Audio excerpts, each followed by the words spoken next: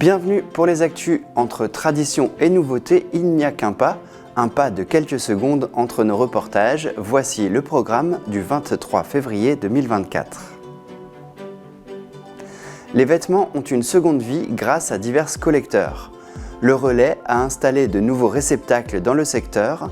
C'est l'heure de les ouvrir pour découvrir les dons et malheureusement quelques déchets.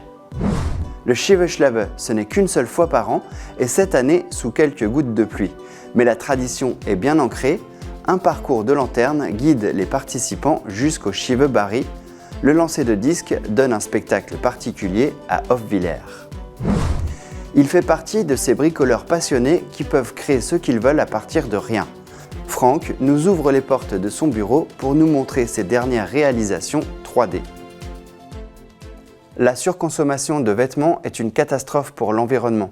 L'industrie textile représente 10% des émissions de gaz à effet de serre mondiaux et d'après l'ADEME, c'est plus que le secteur aérien. Alors l'action que nous allons voir est vertueuse à plus d'un titre. Donc là, ça va, on a quand même pas mal de sacs, on a un petit peu de vrac. Le Relais a été créé dans le Nord par des membres de la communauté Emmaüs, au départ sous la forme d'une association d'insertion par l'activité économique. Devenue une SCOP, Société coopérative participative, le Relais Est collecte les textiles et la maroquinerie pour son réemploi ou son recyclage.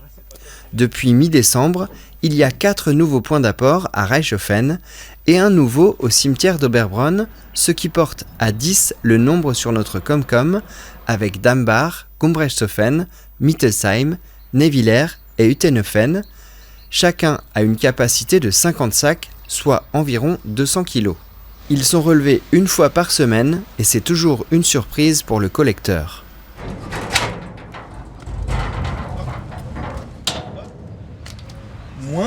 Moins, mais empaqueté. Ton socle. Tout ce qu'on va collecter, en fait, on a un atelier de tri. On est le seul centre de tri complet en Alsace. Et en fait, nous, on a plus de 1650 conteneurs. On collecte de Besançon à Wissembourg. Et du coup, tout va être trié, en fait. Et ensuite, il y a une partie, notamment, qui va être revendue dans nos boutiques. C'est ce qui va nous permettre de faire vivre, en fait, le Relais. Parce que le but premier du Relais, c'est de créer de l'emploi. Donc aujourd'hui, on est à peu près 200 emplois, donc 40% d'insertion. Donc plus on va collecter, plus de qualité on va collecter, plus on va pouvoir créer de l'emploi sur le Rhin. Mais également dans le Bas-Rhin, parce qu'on a 4 boutiques dans le Bas-Rhin. Il faut savoir qu'une boutique, c'est à peu près 5 personnes par boutique. Donc on a à peu près 20 emplois créés dans le Bas-Rhin. Ici, la quantité de dons non emballés a pris beaucoup de temps aux collecteurs. Un premier tri entre chaussures et vêtements se fait et déjà des premiers déchets sont mis de côté. Les vêtements souillés ou humides seront également jetés. Voilà pourquoi il est demandé de mettre toujours les vêtements dans un sac fermé qui ne soit pas trop grand pour faciliter la collecte et protéger les dons. Et ce qu'on dit un peu, nous, c'est qu'on n'est pas les poubelles de textiles. Nous, le but, c'est quand même que ça sert pour plus tard, notamment dans les boutiques pour que certains achètent par le réemploi d'autres vêtements, ou le chiffon qu'on va notamment donner à des industriels, par exemple parfois des garages qui vont avec le chiffon pouvoir utiliser dans leur activité. Une fois collectés, les vêtements prennent la direction de Wittenheim dans le Haut-Rhin. Le renouvellement très rapide des collections est une mode qui pose de sérieux problèmes éthiques. Le Relais Est, lui, cumule des valeurs d'insertion par le travail et d'écologie avec le principe de seconde main, et en plus, c'est économique.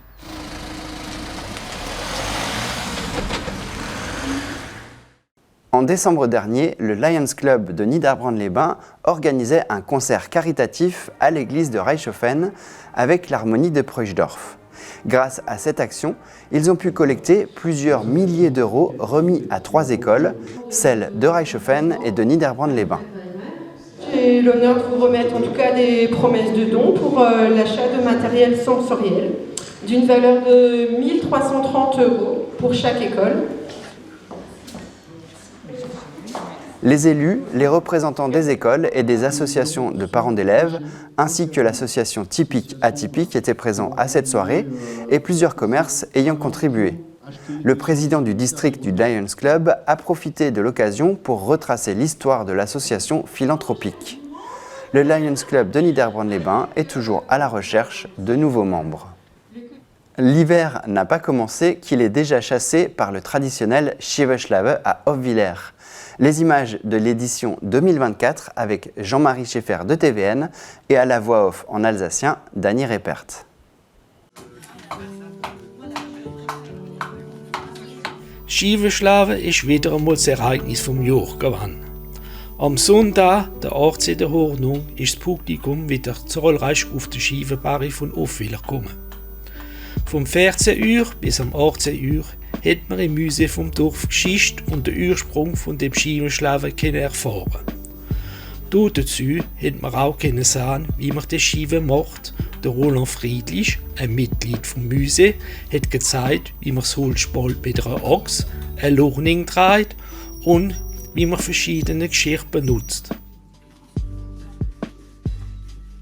Wenn es Anfang nachts war, gehen die Leute auf der Schievenbarre vom Kirchenplatz ab, dank einem ausgezeichneten Wein. Mit einem Stecken entdecken manche, wie man die Schieven anwärmen muss und wie man sie ausschmeissen muss.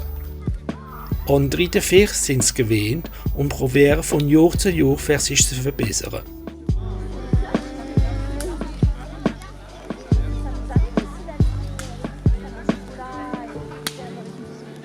Zwischen dem brennenden Feuer und dem Krach von der Scheibe, wie auf die Steine geschmissen waren, ist der Spektakel nicht nur hörbar, aber auch sehenswert.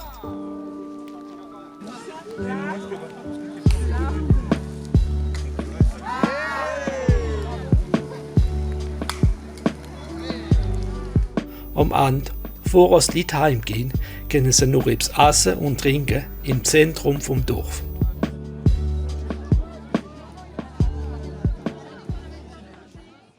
Quand on s'y connaît en menuiserie, en électricité et en nouvelles technologies, on peut réaliser plein de choses soi-même. On plonge dans l'univers de Franck dans ce reportage. Il maîtrise les derniers outils high-tech, comme ce boîtier qui suit la consommation d'électricité. Informatique, électronique ou imprimante 3D n'ont pas de secret pour lui. Franck est passionné de technologie depuis des années. Dernièrement, il a restauré un vélomoteur qui roule désormais à l'électricité. Donc là, le moteur, il est en haut. On a le galet qui tourne. On va le lever, sinon on va partir avec. On descend le moteur. Sa passion du bricolage électronique a commencé avec la musique. Je commençais tout petit à faire mes propres booms. Puis les booms pour les autres, et c'est passé aux soirées, on a loué des salles, on a fait les fêtes dans les restaurants, les mariages, c'est monté.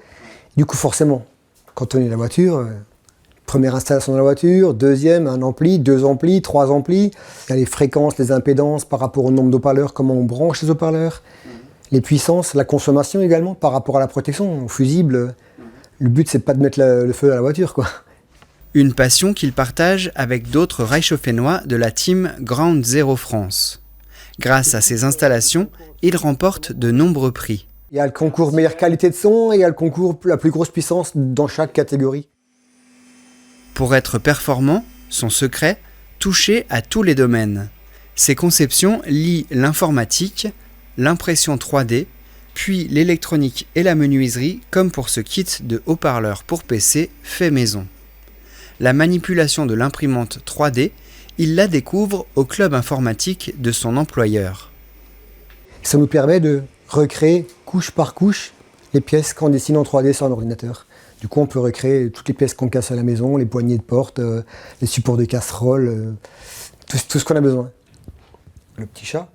Il en achète 1, puis 2 pour fabriquer des visières pendant le Covid. Depuis, la machine tourne régulièrement. Il élabore des statuettes ou des pièces utiles comme cet accroche-balai, des range-câbles et de la décoration. Le rouge pailleté pour les décos de Noël, celui-là il est parfait pour les décos de Noël. Alors, une particularité, celui-ci, il est fait en bois. C'est la matière plastique, la même que celle-ci, mais avec en même temps de la sciure. Donc selon les marques, vous avez entre 25 et 35% des sciures dans la matière plastique. L'objectif est aussi de pouvoir réparer des objets cassés ou de faire des pièces sur mesure. Sa prochaine réalisation, un support pour le sommet d'un parasol. Les réseaux sociaux, s'ils sont des outils de communication performants, ils ont aussi de sérieux côtés négatifs. Depuis une dizaine d'années, l'opération 28 février, journée sans Facebook, est lancée. L'objectif est de mettre en lumière les dérives que l'on peut voir, harcèlement, communautarisme, violation de vie privée, ingérence politique, addiction ou encore fake news.